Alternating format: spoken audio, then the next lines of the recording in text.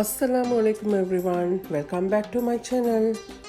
இன்றைக்கு வீடியோவில் நாங்கள் பார்க்க போகிறது ரொம்ப ஃபேமஸான சவுதி டிஷ் சிக்கன் கப்ஸா. ஒவ்வொருத்தர் ஒவ்வொரு ஸ்டைலில் சிக்கன் கப்ஸா செய்வாங்க. இன்றைக்கி நான் இந்த வீடியோவில் ஏண்ட ஸ்டைலில் சிக்கன் கப்ஸா செய்கிறது எப்படின்னு தான் ஷேர் பண்ணிக்கிறேன். இன்றைக்கி நான் 3 கப்ஸ் பாஸ்மதி ரைஸ் எடுத்துக்கிறேன். அதை நல்லா 3 தடவை மாதிரி கழுவிட்டு இன்னும் கொஞ்சம் தண்ணியை ஆட் பண்ணி ஒரு ½ அன் ஹவர் மாதிரி ஊற வச்சுக்கொள்ளணும். மோஸ்ட்டாக கப்ஸா செய்கிறதுக்கு பாஸ்மதி ரைஸ் தான் எடுப்பாங்க. பாஸ்மதி இல்லாட்டி சம்பா ரைஸ்லேயும் உங்களுக்கு ட்ரை பண்ணிடும்.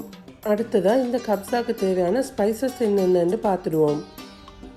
1 டேபிள் ஸ்பூன் முழு மிளகு, 3 பே leaves, 3 cinnamon sticks, 5 cardamoms, 3 star anise, 3 dried lemons, 5 tablespoon கப்ஸா மசாலா, டொமேட்டோ பேஸ்ட்டும் ஒரு 10 மாதிரி கராம்பும் எடுத்துக்கிறேன். இன்றைக்கு இந்த கப்ஸா செய்கிறதுக்கு நான் ஹோம்மேட் டொமேட்டோ பேஸ்ட் தான் எடுத்துக்கிறேன். இந்த டொமேட்டோ பேஸ்ட் செய்கிற ரெசிபியை எங்கள் சேனலில் லாஸ்ட் வீடியோவில் ஷேர் பண்ணிக்கிறேன். பார்க்காதவங்க கட்டாயம் பார்த்துக்கோங்க. அடுத்ததாக கப்ஸா செய்கிறதுக்கு கொஞ்சம் பெரிய பொட்டாவே எடுத்துக்கோங்க. அதில் ஒரு ½ கப் மாதிரி ஆயில் ஆட் பண்ணிக்கோங்க. மோஸ்ட்டாக இந்த ரெசிபிக்கு கீ யூஸ் பண்ண மாட்டாங்க, ஸோ ஆயிலே எடுத்துக்கோங்க. இப்போ இதில் நல்ல பெரிய வெங்காயமாக 4 எடுத்து அதை நல்ல மெல்லிஸாக ஸ்லைஸ் பண்ணி அதை இந்த ஆயிலில் சேர்த்துக்கோங்க. இந்த ஆனியன் எல்லாம் நல்ல ஃப்ரை ஆகி ப்ரௌன் கலர் ஆகி வர வரைக்கும் வெயிட் பண்ணுங்கள். இப்படி ஆயிலில் ஃப்ரை பண்ணுற ஆனியன் குயிக்காக ஃப்ரை ஆகிறதுக்கு ஒரு சின்ன டிப்ஸ் சொல்லித்தரேன். இந்த ஆனியனுக்கு ஒரு 1 டீஸ்பூன் மாதிரி உப்பையும் சேர்த்துக்கோங்க. இப்படி நாங்கள் உப்பு சேர்க்குறதால ஆனியன் குயிக்காக ஃப்ரை ஆகி வரும். நீங்கள் கப்ஸா பிரியாணி மாதிரி ரைஸ் டிஷ்ஷஸ் செய்கிற நேரம் ஆனியனை இந்த மாதிரி கோல்டன் ப்ரௌன் கலரில் ஃப்ரை பண்ணி எடுத்துட்டு அந்த ஆயில்லையே நீங்கள் செஞ்சீங்கன்னா அந்த டிஷ்ட டேஸ்ட்டும் ஸ்மெல்லும் சூப்பராக இருக்கும். ஸோ நீங்கள் இனிமேல் செய்கிறதா இருந்தால் இந்த மாதிரியே செஞ்சு பாருங்கள். நான் வீடியோவில் காட்டுற மாதிரி இந்த கலர் வந்ததும் இறக்கி ஒரு சைடில் எடுத்து வச்சுக்கோங்க. பழுத்த தக்காளியில் ஒரு 5 மாதிரி எடுத்து அதையும் ஒரு பிளெண்டர் ஜாரில் போட்டு நல்லா அரைச்சி எடுத்து அதையும் வச்சுக்கோங்க. எங்களுக்கு டொமேட்டோ பேஸ்ட் வேறையா இந்த டொமேட்டோ பியூரி வேறையா தேவைப்படும். அடுத்ததாக ஆல்ரெடி நாங்கள் ஆனியன் ஃப்ரை பண்ணின அதே ஆயிலில் கருவேப்பட்டை, ஏலக்காய், ஸ்டார் அனைஸ், மிளகு, கராம்பு, பே லீவ்ஸ் எல்லாம் சேர்த்து கொஞ்சம் ஃப்ரை ஆக விடணும். இந்த ஸ்பைசஸ்டு ஃப்ளேவர்ஸ் எல்லாம் ஆயிலில் இறங்குற வரைக்கும் வெயிட் பண்ணுங்கள். கப்ஸாவை பொறுத்த வரைக்கும் நாங்கள் வேறு எதுவும் ஸ்பைசஸ் ஆட் பண்ணுறது இல்லாதனால இந்த ஹோல் ஸ்பைசஸ்டு ஃப்ளேவர்ஸ் தான் கொஞ்சம் எக்ஸஸாக இருக்கும். ஸோ இதில் ஃப்ளேவர்ஸ் நல்லா இறங்குற வரைக்கும் வெயிட் பண்ணிக்கோங்க.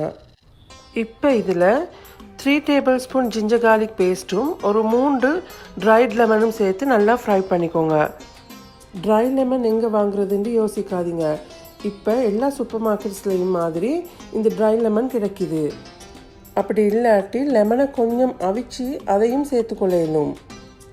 இப்போ இதில் நாங்கள் ஃப்ரை பண்ணி வச்சுருந்த ஆனியனில் பாதியை மட்டும் சேர்த்துக்கோங்க. மீதி ஆனியனை நாங்கள் ரைஸை கார்னிஷ் பண்ணுறதுக்காக வச்சுக்கோங்க. இந்த ஃப்ரைடு ஆனியனும் மற்ற ஸ்பைசஸ் எல்லாம் சேர்ந்து கொஞ்சம் ஃப்ரை ஆகிறதுக்காக ஃப்ரை ஆக விட்டுட்டு அதில் அரைச்சி வச்சுருந்த தக்காளி ஜூஸையும் அதோட டொமேட்டோ பேஸ்ட்டையும் சேர்த்து நல்லா மிக்ஸ் பண்ணிக்கோங்க. தக்காளியோட பச்சை வாசம் போகிற வரைக்கும் அதை கொஞ்சம் குக் பண்ணிக்கோங்க. அது கொஞ்சம் அப்படியே குக் ஆகினதும் இந்த மசாலா எல்லாத்துலேயும் நல்லா ஆயில் பிரிஞ்சு வர வரைக்கும் வெயிட் பண்ணுங்கள். இந்த ஸ்டேஜில் இதில் இப்போ சிக்கன் பீசஸை ஆட் பண்ணிக்கோங்க. நான் இன்றைக்கி 500 கிராம்ஸ் சிக்கனை எடுத்துக்கிறேன். ஒரிஜினல் கப்ஸா ரெசிப்பியில் சிக்கன் பீசஸை நல்ல பெரிய பீசஸாக தான் எடுப்பாங்க. அப்படி பெரிய பீசஸில் ஸ்பைசஸ் சரியாக பிடிக்காதுன்றதுனால நான் இன்றைக்கி சின்ன பீசஸாக எடுத்துக்கிறேன். இப்போ இதில் கப்ஸா மசாலாவும் ரைஸுக்கும் சிக்கனுக்கும் தேவையான அளவு உப்பையும் சேர்த்து நல்லா கொஞ்சம் மிக்ஸ் பண்ணி விடணும். ஸ்பைசஸ்ட ஃப்ளேவர் சிக்கனில் பிடிக்கிறதுக்காக இந்த மாதிரி ஒரு 2 மினிட்ஸ் மாதிரி சிக்கனையும் ஸ்பைசஸையும் சேர்த்து நல்லா மிக்ஸ் பண்ணிக்கொண்டே இருங்க. 2 2-3 மினிட்ஸில் சிக்கன் கலர் சேஞ்ச் ஆக ஸ்டார்ட் ஆகினதும் அதில் ஒரு 4 கப்ஸ் மாதிரி தண்ணியை ஆட் பண்ணி அதை நல்லா மிக்ஸ் பண்ணி விட்டுட்டு பொட்டை லிட் கவர் பண்ணி ஒரு 10 மினிட்ஸ் மாதிரி குக் பண்ணிக்கோங்க. 10 நிமிஷத்துக்கு அப்புறம் லிட்டை ஓப்பன் பண்ணி இதில் உள்ள சிக்கன் பீசஸை மட்டும் தனியாக வேறையாக எடுத்து வச்சிடணும். இந்த சிக்கன் பீசஸை நாங்கள் ஃப்ரை பண்ணி எடுக்கணும். அப்படி இல்லாட்டி பேன் ஃப்ரை பண்ணவும் மேலும், இல்லாட்டி ஓவனில் க்ரில் பண்ணி எடுத்துக்கொள்ளவும் மேலும். சிக்கனில் நல்ல பீசஸை ஃப்ரை பண்ணுறதுக்காக எடுத்துட்டு போன்ஸோடு உள்ள சின்ன சின்ன பீசஸை ரைஸோடு சேர்ந்து ரைஸுக்கு ஃப்ளேவர்ஸ் கிடைக்கிறதுக்காக அப்படியே பேன்லேயே வைக்கிறேன். இப்போ இந்த பொட்டை திரும்பவும் லிட் கவர் பண்ணி ஒரு 5 மினிட்ஸ் மாதிரி மூடி வேக வச்சு எடுத்து அதில் கழுவி வச்சுருந்த பாஸ்மதி ரைஸை சேர்த்து நல்லா மிக்ஸ் பண்ணிக்கோங்க. அரிசி வேவுறதுக்கு தேவையான அளவு தண்ணியையும் சேர்த்து அதோட தேவையான அளவு உப்பையும் செக் பண்ணி இன்னும் உப்பு வேணும்னா உப்பையும் சேர்த்துக்கோங்க. பாஸ்மதி அரிசிக்கு தண்ணி சேர்க்குற நேரம் நான் 1 கப் அரிசிக்கு 1.5 கப் தண்ணின்ற அளவில் தான் சேர்ப்பேன். அதுவே சம்பா மாதிரி அரிசிண்டா 1 கப் அரிசிக்கு 2 கப் தண்ணி சேர்த்துக்கோங்க. இந்த அளவில் சேர்த்தா அரிசி குழையாமல் நல்லபடியாக வெந்து வரும். நாங்கள் நார்மலாக சேர்க்குற உப்பை விட உப்பு கொஞ்சம் கூடுதலாகவே சேர்த்துக்கோங்க. அப்போ தான் ரைஸ் வெந்து வர நேரம் ரைஸோட டேஸ்ட்டை பேலன்ஸ் பண்ணி கொடுக்கும். இப்போ இந்த பொட்டை லிட் கவர் பண்ணி ஒரு 10 மினிட்ஸ் மாதிரி ஹை ஃப்ளேமில் கொதிக்க வைங்க.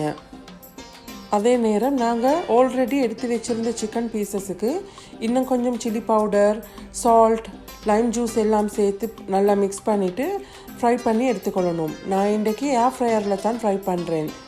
நீங்கள் பேன் ஃப்ரை இல்லாட்டி ஓவனில் க்ரில் பண்ணியும் எடுத்துக்கொள்ளலும். இந்த மாதிரி நல்ல ப்ரௌன் கலர் ஆகிற வரைக்கும் ஃப்ரை பண்ணி எடுங்க. ரைஸை குக் பண்ணுற நேரம் எடக்கெட லிட்டை ஓப்பன் பண்ணி இந்த மாதிரி மிக்ஸ் பண்ணிக்கோங்க. இல்லாட்டி ரைஸ் கீழால் அடிப்பிடிக்க பார்க்கும். பாஸ்மதி ரைஸ் குயிக்காக வெந்துடும். ஸோ இந்த மாதிரி எடக்கெட மிக்ஸ் பண்ணிக்கோங்க. நாங்கள் 1/2 hour தண்ணியில் ரைஸை ஊற வச்சுக்கிறதால ரைஸ் நல்லா வெந்து நல்லா எக்ஸ்பெண்டாகவே வரும். இப்போ நீங்கள் வீடியோவில் பார்த்த மாதிரி தண்ணியும் அரிசியும் சமமாக வந்ததுக்கு அப்புறம் ரைஸை அடுப்புலேருந்து இறக்கிட்டு ஒரு பழைய பேன் ஒன்றை கீழால் இந்த மாதிரி வச்சுக்கோங்க. அதுக்கு மேலால் ரைஸ் உள்ள பொட்டை வச்சு லிட் கவர் பண்ணி அடுப்பில் நெருப்பை குறைச்சி வச்சு தம் போட்டுக்கோங்க. 20 to 30 மினிட்ஸ் மாதிரி லிட்டை ஓப்பன் பண்ணாமல் இந்த மாதிரி தம்லேயே வைங்க. லிட்டை ஓப்பன் பண்ணி பார்க்குற நேரம் மேலால் இந்த மாதிரி ஆவி பறக்கிற மாதிரி இருந்தால் கப்ஸா தம் ஆவி சர்வ் பண்ண ரெடி ஆகிருச்சு. ரைஸ் கொஞ்சம் ஆறினதும் அதை நல்லா இந்த மாதிரி ஒரு குச்சியை வச்சு கிளறி விட்டுட்டு சர்விங் பவுலுக்கு ட்ரான்ஸ்ஃபர் பண்ணிக்கோங்க. ரைஸை சர்வ் பண்ணுற நேரம் அதுக்கு மேலே நாங்கள் ஃப்ரை பண்ணி வச்சுருந்த சிக்கனையும் வச்சு அதுக்கு மேலே நாங்கள் ஆல்ரெடி ஃப்ரை பண்ணி எடுத்து வச்சுருந்த ஃப்ரைட் ஆனியன்ஸையும் தூவி சர்வ் பண்ணிக்கொள்ள இயலும். அப்படி சர்வ் பண்ணுறது தான் ட்ரெடிஷ்னல் மெத்தட். ஸோ இந்த மாதிரியே உங்களோட விசிட்டர்ஸுக்கு நீங்கள் சர்வ் பண்ணிக்கொள்ள இயலும். இந்த அரபிக் ரைஸ் டிஷ்ஷை ஒவ்வொருத்தர் ஒவ்வொரு மாதிரி செஞ்சாலும் நான் இன்றைக்கி சொல்லி தந்திருக்கிற இந்த மெத்தட் ரொம்பவும் ஈஸியாக வீட்டில் உள்ள பொருட்களை வச்சே செஞ்சு கொள்றதுக்கு மாதிரி ரொம்பவுமே பட்ஜெட் ஃப்ரீயாகவும் இருக்குது. ஸோ இந்த ரெசிப்பியை நீங்களும் கட்டாயம் ட்ரை பண்ணி பாருங்கள். நாங்கள் யூஸ்வலாக செய்கிற பிரியாணி ரெசிபியிலேருந்து இது ரொம்பவுமே டிஃப்ரெண்ட்டாக இருக்கும். வர இருக்கிற ஈத் அன்றைக்கு இந்த ரெசிப்பியை செஞ்சு உங்களோட ஃபேமிலியை சர்ப்ரைஸ் பண்ணுங்கள். ஏண்ட இந்த வீடியோ உங்களுக்கு பிடிச்சிருந்தா கட்டாயம் லைக் பண்ணுங்கள், ஷேர் பண்ணுங்கள், கமெண்ட் பண்ணுங்கள். இன்றைக்கு தான் புதுசாக எந்த சேனலை நீங்கள் பார்க்குறீங்கண்டா சப்ஸ்கிரைப் பண்ணிக்கோங்க. இதே மாதிரி இன்னும் நல்ல ஒரு டிஃப்ரெண்ட்டான யூனிக்கான புதிய ஒரு ரெசிபியோட அடுத்த வீடியோவில் சந்திக்கிறேன். இன்ஷா அல்லாஹ் அடுத்தடுத்து வர இருக்கிற வீடியோஸில் ஈதுக்கான ரெசிபிஸ் தான் அப்லோட் பண்ண இருக்கிறேன். ஸோ என் வீடியோஸை மிஸ் பண்ணாமல் பாருங்கள்.